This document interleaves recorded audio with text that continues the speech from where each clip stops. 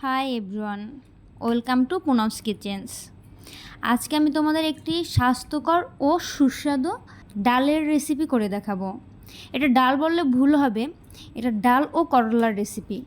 আমাদের বাসায় বাচ্চারা আছে বা অনেক বড় লোকেই থাকে, মানে কি বলবো, বড় বাবুরাই থাকে যারা করলা খেতে চায় না, তাদের জন্য এই রেসিপিটা। আর আপনারা এভাবে বাসায় ট্রাই করে দেখতে পারেন, দেখবেন বড় ছোট সবাই চেটেপুটে খাবে। তো এর জন্য আমি ডাল নিয়ে নিয়েছি, আর আমি ডালটা অনেক আগেই ধুয়ে রেখে দিয়েছিলাম, প্রায় ধুয়ে 1 ঘন্টার মতো রেখে দিয়েছি। তো এরপরে আমি এর ভিতরে এখন জল দিয়ে দেবো।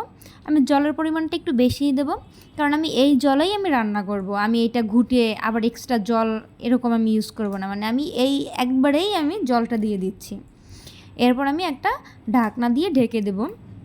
আমি চুলার আঁচটা মিডিয়াম আঁচে রাখবো, অনেক হাই ফ্লেমে দেব না, কারণ আমি যখন ডালটা ধুয়ে রেখেছি ডালটা অনেকটাই নরম হয়ে এসেছে।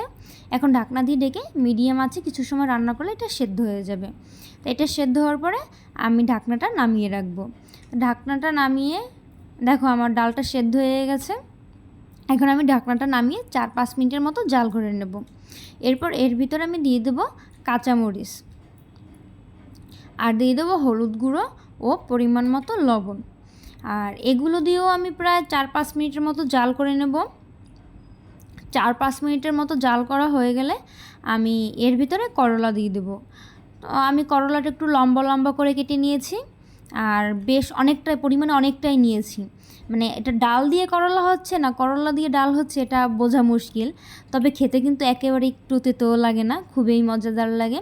আর আমি করলাটা এভাবে লম্বা লম্বা করে কেটে নিয়েছি, কারণ এভাবে দিলে মনে হয় একটু ভালো লাগে বেশি, গোল গোল করে কাটার থেকে। তো এভাবে আমি প্রায় 7-8 মিনিট জাল করে নিয়েছি।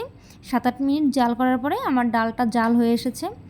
আর এই ডালটা যত বেশি জাল হবে তত বেশি মজা হয় কিন্তু। তো আমি ডালটা নামিয়ে রেখে এখন কড়াইতে আমি দিয়ে দিয়েছি সাদা সর্ষে, তোমরা চাইলে কালো সর্ষেও দিতে পারো। এরপর আমি একটা চামচের মাধ্যমে সর্ষেগুলো পিষে নেব। সর্ষেগুলো ভালো করে পিষে নিতে হবে যাতে দানা দানা থেকে না যায়। এরপর এর ভিতরে আমি সামান্য তেল দিয়ে দেব, কারণ আমি তোমাদের আগেই বলেছি একটি স্বাস্থ্যকর রান্না। তেল যে স্বাস্থ্যের পক্ষে ভালো না এটা আমরা সবাই জানি। তো অল্প তেল দিয়ে তেলটা যখন গরম হয়ে আসবে তখন এর ভিতরে আমি দিয়ে দেবো ডাল। তো ডালটা দিয়ে প্রায় 6-7 মিনিটের মতো জাল করে নিলেই রেডি আমাদের ডাল করলা বা করলা ডাল। আর এটা কিন্তু খুবই হেলদি, মানে এটা আমরা সবাই জানি যে করলাটা স্বাস্থ্যের পক্ষে উপকারী এবং তেলটাও কম ইউজ করেছি। তো তোমরা এটা বাসায় ট্রাই করে দেখতে পারো, দেখবে বড় ছোট সকলেরই খুব ভালো লাগবে আর সবাই চেটেপুটে খাবে। দেখো আমার ডালটা হয়ে গেছে, আমি এখন চুলার ফ্লেমটা অফ করে দিয়েছি। আমাদের দিদা ঠাকুমা এরা কিন্তু এভাবেই ডালটা রান্না করতো, এরা কোনো ধরনের পেঁয়াজ বা রসুন ইউজ করতো না। তো তোমরা যদি বাসায় ট্রাই করে দেখো যে ভালো লাগছে তাহলে আমাকে অবশ্যই কমেন্ট করে জানাবে, আর আমার চ্যানেলটিকে সাবস্ক্রাইব করে পাশে থাকবে। নিত্য নতুন রেসিপি পাওয়ার জন্য অবশ্যই চ্যানেলটিকে সাবস্ক্রাইব করে যাবে।